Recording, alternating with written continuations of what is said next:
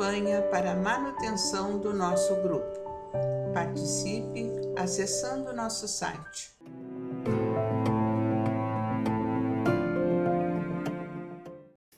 Olá, meus amigos, estamos mais uma vez aqui para dar prosseguimento ao livro Nosso Lar, pelo Espírito André Luiz, na psicografia do nosso querido Francisco Cândido Xavier. Saúdo os irmãos, trabalhadores, simpatizantes, frequentadores da nossa querida casa, o Grupo Espírita Francisco Xavier. Todos estão acompanhando os nossos trabalhos. Hoje nós vamos dar início ao capítulo 31, mas vou lembrá-los ainda, do 29 e do 30, que são 2 capítulos, para lembrar que a gente lê 2 capítulos por dia, por vez. Então, o 29, a visão de Francisco. É um espírito que sentia os vermes comendo ele. Desencarnou e ficou lá do lado do corpo. Foi para o umbral e os pais, que eram tinham créditos espirituais, conseguiram recolher e encaminhar para as câmaras. E esse é um exemplo muito bonito, que quando a gente trabalha, que tem merecimento, que trabalha com muita dedicação espiritualmente aqui na Terra, os nossos parentes também recebem força. Está aqui o exemplo, Então agora nós vamos para o 30. Herança e eutanásia. Outro caso profundo, É um velho enfermo que sofreu a eutanásia e não consegue perdoar nem se desligar do fato em si. Foi o seu filho, médico, que disfarçadamente fez com que ele desencarnasse. E ele partiu ressentido e está muito, muito ligado nessa questão aí, O filho envenenou porque achou que estava na hora de receber uma parte da herança, Então vejam, e ele está sofrendo porque não consegue se desligar, Muito ligado nas coisas, ainda se sente dolorido pela atitude do filho. Bom, vamos agora ao 31, o título é Vampiro. Eram 21 horas, ainda não havíamos descansado, senão em momentos de palestra rápida, necessária à solução de problemas espirituais. Aqui, um doente pedia alívio, ali, outro necessitava passos de reconforto. Quando fomos atender 2 enfermos no pavilhão 11, escutei gritaria próxima. Fiz instintivo movimento de aproximação, mas Narcisa deteve-me atenciosa. Não prossiga, disse. Localizam-se ali os desequilibrados do sexo. O quadro seria extremamente doloroso para seus olhos. Guarde essa emoção para mais tarde. Ela teve consciência, que ele ainda precisava de mais um preparo para assistir aquele quadro doloroso, que deve ser, doloroso mesmo, como ela disse. Ele disse agora, não insisti. Entretanto, fervilhava-me no cérebro 1000 interrogações. Curioso como ele é, Ele ficou mais curioso ainda. Abrira-se um mundo novo à minha pesquisa intelectual. Era indispensável recordar o conselho da genitora de Lísias a cada momento, para não me desviar da obrigação justa. Logo após as 21 horas, chegou alguém dos fundos do enorme parque. Era um homenzinho de semblante singular, evidenciando a condição de trabalhador humilde. Narcisa recebeu-o com gentileza, perguntando: que há, Justino? Qual é a sua mensagem? O operário, que integrava o corpo de sentinela das câmaras de retificação, respondeu aflito. Venho participar que uma infeliz mulher está pedindo socorro no grande portão que dá para os campos de cultura. Creia tenha passado despercebida aos vigilantes das primeiras linhas. Ela escapou, viu? E por que não atendeu? Interrogou a enfermeira. O servidor fez um gesto de escrúpulo e explicou. Segundo as ordens que nos rege, não pude fazê-lo porque a pobrezinha está rodeada de pontos negros.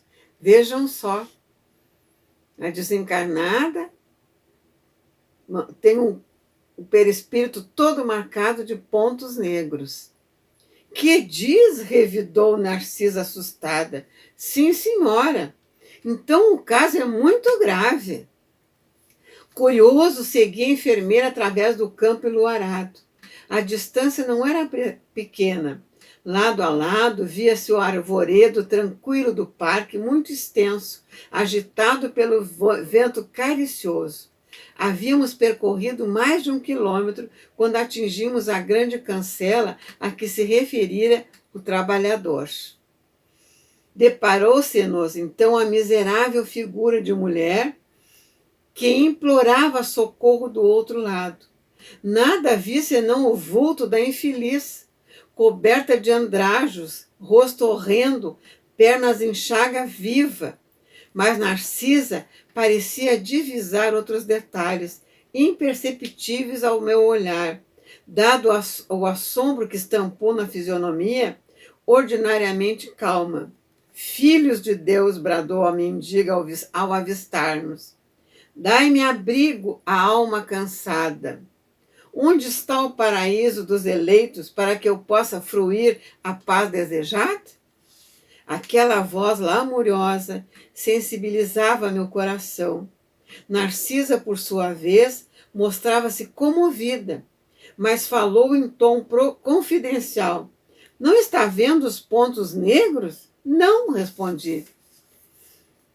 Sua visão espiritual ainda não está suficientemente educada. E depois de ligeira pausa continuou. Se estivesse em minhas mãos, abriria imediatamente a nossa porta. Mas quando se trata de criaturas nessas condições, nada posso resolver por mim mesmo. Preciso recorrer ao vigilante chefe em serviço. Olha só, ela teve que ir lá, né? Faço o obséquio de esperar alguns minutos. Voltamos apressadamente ao interior. Pela primeira vez entrei em contato com o diretor da Sentinela das Câmeras de Retificação. Narcisa apresentou-me e notificou-lhe a ocorrência. Ele esboçou um gesto significativo e ajuntou. Fez muito bem comunicando-me o fato. Vamos até lá. Dirigimos-nos os três para o local indicado. Chegada a cancela, o irmão Paulo, orientador dos vigilantes, examinou atentamente a recém-chegada do umbral e disse: essa mulher, por enquanto, não pode receber nosso socorro. Trata-se de um dos mais fortes vampiros que tenho visto até hoje. É preciso entregá-la à sorte.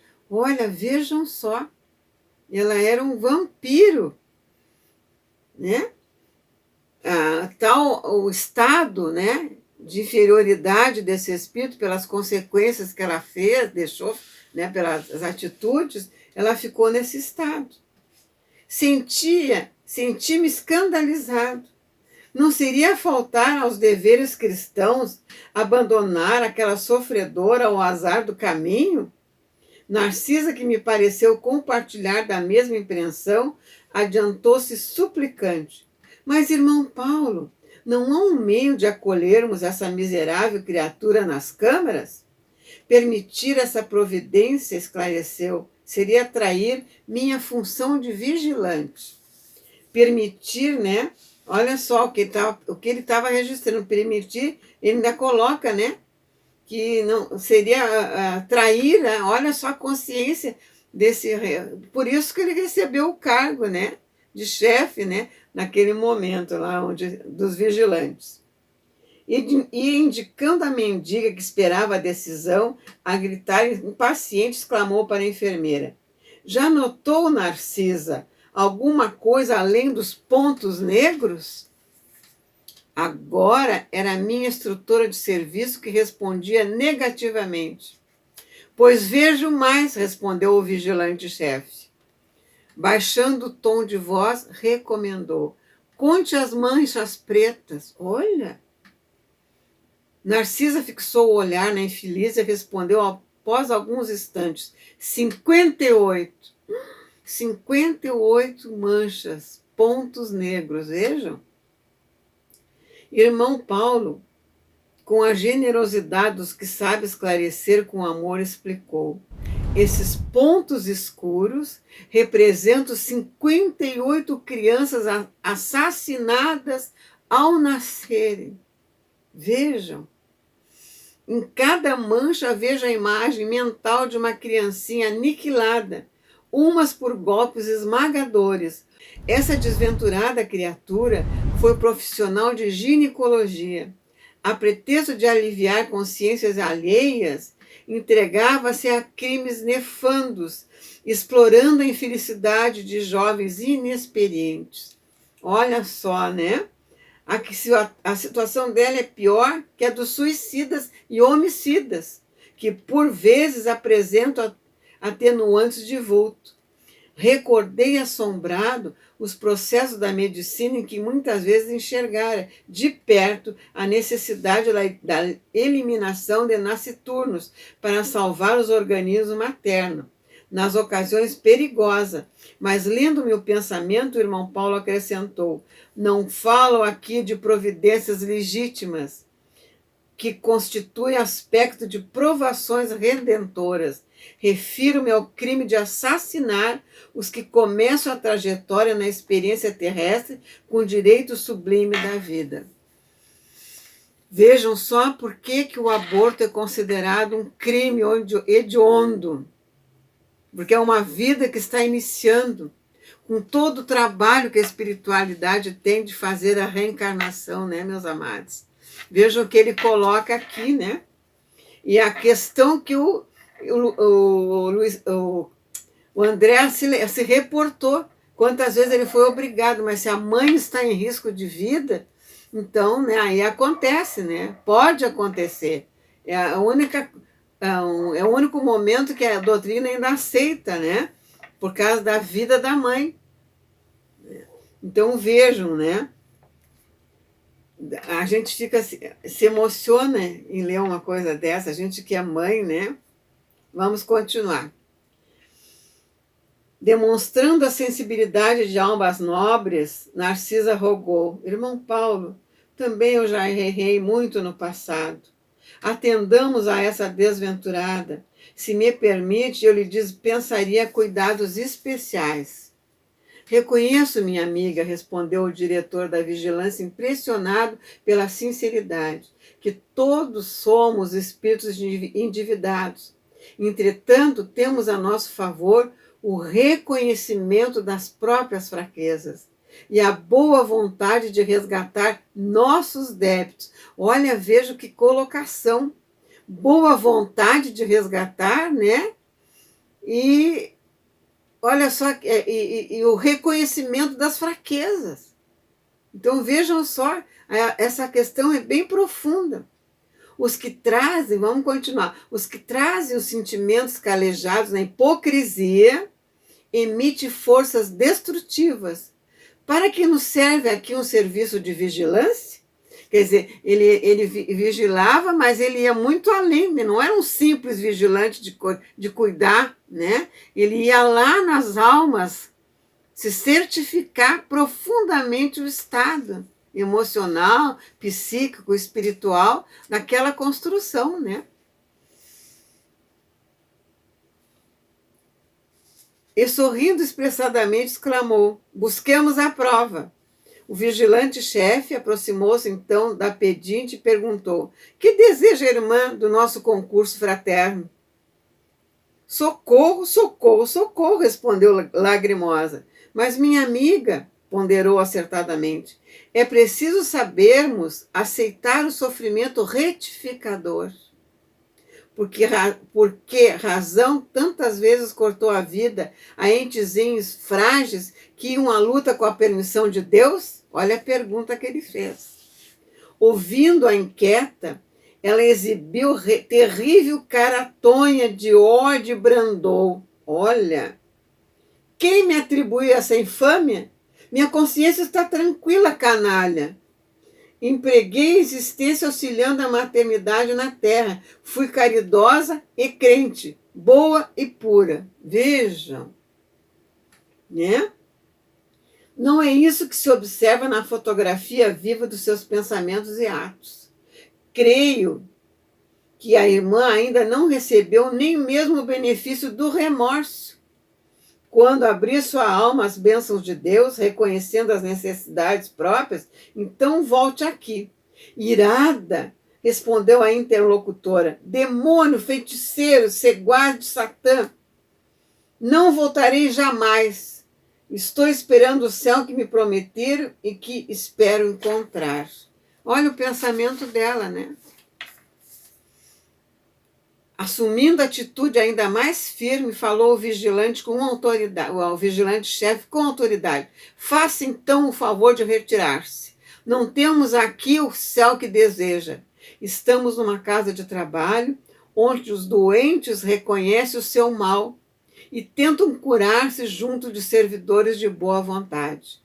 A mendiga objetou atrevidamente. Não lhe pedi remédio nem serviço. Estou procurando o paraíso que me fiz por merecer, praticando boas obras. Olha o entendimento que ela fez na vida, né? Assassinatos, e na cabeça dela eram boas obras. Endereçando-nos dardejante olhar de extrema cólera, perdeu o aspecto de enfermo ambulante, retirando-se a passo firme, como quem permanece absolutamente senhor de si. Acompanhou-a o irmão Paulo com um olhar durante longos minutos e voltando-se para nós, acrescentou: observar o vampiro? Exibe a condição de criminosa e declara-se inocente.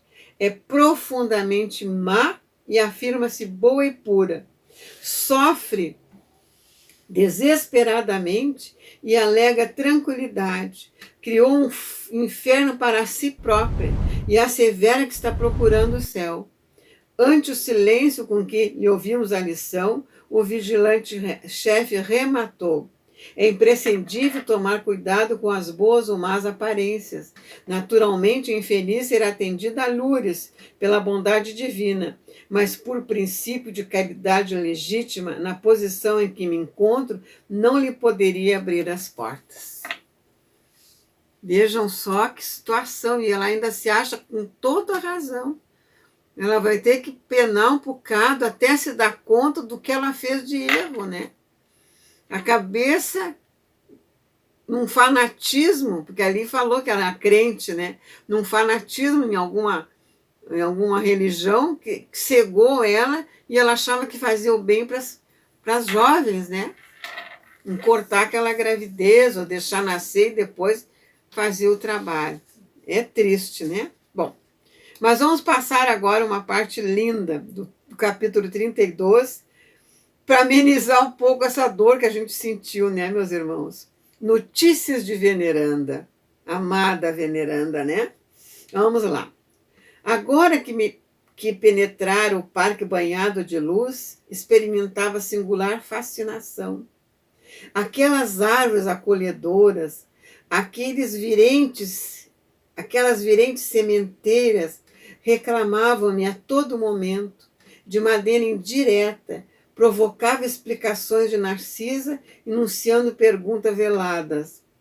No grande parque, dizia ela, não há somente caminhos para o umbral, ou apenas cultura de vegetação destinada a sucos alimentíssimos. A ministra Veneranda criou planos excelentes para os nossos processos educativos. Que lindo, né? E observando minha curiosidade sadia, continuou esclarecendo. Trata-se dos salões verdes, para serviço de educação. Entre as grandes fileiras das árvores, há recintos de maravilhosos contornos para as conferências dos ministros da regeneração, outros para ministros visitantes e estudiosos em geral, reservando-se, porém, assinalada beleza, para as conversações do governador, quando ele se digna de vir até nós. Periodicamente, as árvores eretas se cobrem de flores, dando ideia de pequenas torres coloridas. Que espetáculo, né? Cheias de encantos naturais, temos assim no firmamento o teto acolhedor com as bênçãos do sol ou das estrelas distantes. Devem ser prodigiosos esses palácios da natureza, acrescentei. Sem dúvida, prosseguiu a enfermeira entusiasticamente. O projeto da ministra despertou, segundo me informaram, aplausos francos em toda a colônia. Soube que tal se dera havia precisamente 40 anos. Iniciou-se então a campanha do Salão Natural. Todos os ministérios pediram cooperação, inclusive o da União Divina, que solicitou o concurso de veneranda na organização de recintos dessa ordem, no Bosque das Águas. O Bosque das Águas a gente já sabe que é lindíssimo, né? Então, todavia, a meu ver, são os que se instituíram nas escolas. Variam nas formas e dimensões, nos parques de educação do esclarecimento, instalou a ministra um verdadeiro castelo de vegetação, em forma de estrelas, dentro do qual se abrigam 5 numerosas classes de aprendizados e 5 instrutores diferentes. No centro funciona um enorme aparelho destinado à demonstração sons pela imagem, a maneira do cinematógrafo terrestre, com o qual é possível levar a efeito 5 projeções variadas simultaneamente. Olha que beleza! Essa iniciativa melhorou consideravelmente a cidade, unindo no mesmo esforço o serviço proveitoso à utilidade prática e à beleza espiritual. Valendo-me da pausa natural, interpelei. E o mobiliário dos salões, tal como dos grandes recintos terrenos? Narcisa sorriu e acentuou. A diferença. A ministra idealizou os quadros evangélicos do tempo que assinalou a passagem do Cristo pelo mundo e sugeriu recursos da própria natureza. Cada salão natural tem bancos e poltronas esculturadas na substância do solo, forradas de relva olente e macia. Isso imprime formosura e disposições características, disse a organizadora, que seria justo lembrar as preleções do mestre. Que maravilha, né? Em plena praia, quando de suas divinas excursões junto ao Tiberíades, e dessa recordação surgiu o empreendimento do mobiliário natural. Magnífico, né? A conservação exige cuidados permanentes, mas a beleza dos quadros representa vasta compensação. A essa altura, interrompeu-se a bondosa enfermeira, mas identificando meu interesse, silenciou e prosseguiu. O mais belo recinto do nosso ministério é o destinado às palestras do governador.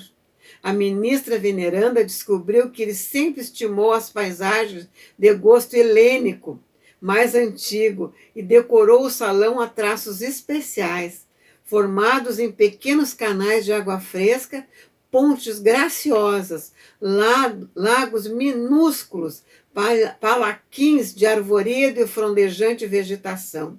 Cada mês do ano mostra cores diferentes em razão das flores que vão se modificando em espécie, de 30 em 30 dias. A ministra reserva o mais lindo aspecto para o mês de dezembro, em comemoração ao Natal de Jesus, quando a cidade recebe os mais formosos pensamentos e as mais vigorosas promessas dos nossos companheiros encarnados da terra, e envia, por sua vez, ardentes afirmações de esperança e serviço às esferas superiores, em homenagem ao mestre dos mestres. Esse salão é nota de júbilo para os nossos ministérios. Talvez já saiba que o governador aqui vem quase que semanalmente aos domingos. Ali permanece longas horas, confidenciando com os ministros da regeneração, conversando com os trabalhadores, oferecendo sugestões valiosas, examinando nossas vizinhanças com umbral, recebendo nossos votos e visitas e confortando enfermos convalescentes. À noitinha, quando pode demorar-se, ouve música e assiste a números de arte, executados por jovens e crianças dos nossos educandários. A maioria dos forasteiros que se hospedam em nosso lar costuma vir até aqui só no propósito de conhecer esse palácio natural, que acomoda confortavelmente mais de 30.000 pessoas. Que maravilha, né? A gente fica curiosa para chegar lá, né? Para ver essa beleza. Se a gente tiver merecimento um dia, né? Como espíritos que vamos nessa escalada aí, né? Evolutiva, quem sabe, né? Ouvindo os interessantes informes, eu experimentava um misto de alegria e curiosidade. O salão da ministra veneranda, continuou Narcisa, animadamente, é também esplêndido recinto cuja conservação nos merece especial carinho. Todo o nosso préstimo será pouco para retribuir as dedicações dessa abnegada serva de Nosso Senhor. Grande número de benefícios nesse ministério foram por ela criados para atender os mais infelizes. Sua tradição de trabalho em nosso lar é considerada pela governadoria como uma das mais dignas. É a entidade com o maior número de horas de serviço na colônia e a figura mais antiga do governo e do ministério em geral. Permanece em tarefas ativas nessa cidade há mais de 200 anos. Impressionado com as informações, adiantei: como deve ser respeitável essa benfeitora? Você diz muito bem, atalhou Narcisa com reverência. É criatura das mais elevadas de nossa colônia espiritual. Os 11 ministros que com ela atuam na regeneração ouvem-na antes de tomar qualquer providência de vulto. Em numerosos processos, a governadoria se socorre dos seus pareceres. Com exceção dos governadores, a ministra veneranda é a única entidade em nosso lar que já viu Jesus nas esferas resplandecentes. Olha que merecimento, né, meus irmãos? Mas nunca comentou esse fato na vida espiritual. E esquiva-se a menor informação a tal respeito. Além disso, há outra nota interessante relativamente a ela. Um dia, há 4 anos, no nosso lar amanheceu em festa. As fraternidades da luz que rege os destinos cristãos da América homenagearam veneranda, conferindo-lhe a medalha do mérito de serviço à primeira entidade da colônia que conseguiu até hoje semelhante triunfo, apresentando 1 milhão de horas de trabalho útil, sem interromper, sem reclamar e sem esmorecer. Olha que lindo, né? Generosa comissão veio trazer a honrosa mercê, mas em meio do júbilo geral, reunidos a governadoria, os ministérios e a multidão na Praça Maior, a ministra veneranda apenas chorou em silêncio. Entregou em seguida o troféu aos arquivos da cidade. Olha que humildade, hein? Afirmando que não o merecia e transmitindo a personalidade coletiva da colônia, apesar dos protestos do governador, desistiu de todas as homenagens festivas com que se pretendia comemorar mais tarde os acontecimentos jamais comentados, a honrosa conquista. Meu Deus, que humildade! É. Extraordinária mulher, disse eu. Por que não se encaminharia às esferas mais altas?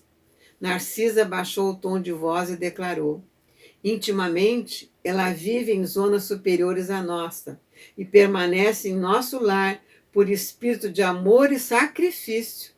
Soube que essa benfeitora sublime vem trabalhando há mais de 1000 anos pelo grupo de corações bem amados que demoram na terra e espera com paciência. Olha que coisa abençoada. Como poderia conhecê-la? Perguntei impressionado. Narcisa, que parecia alegrar-se com meu interesse, explicou satisfeita. Amanhã tardinha, após as preces, a ministra virá ao salão a fim de esclarecer alguns aprendizes sobre o pensamento. Que coisa bem linda, né, meus irmãos? Aqui encerramos o capítulo 31 e 32. A história da nossa veneranda, que maravilha, a conquista dessa entidade, né? Mas vamos ficando por aqui hoje, eu agradeço com o coração cheio de gratidão, porque todos têm acompanhado não só essa leitura, como todo o trabalho do nosso canal. Muito obrigada, queridos. E que Deus continue nos dando força nessa caminhada e Jesus nos abençoando sempre. Que assim seja, né, meus amados? Até a próxima. Campanha para a manutenção do nosso grupo. Participe acessando nosso site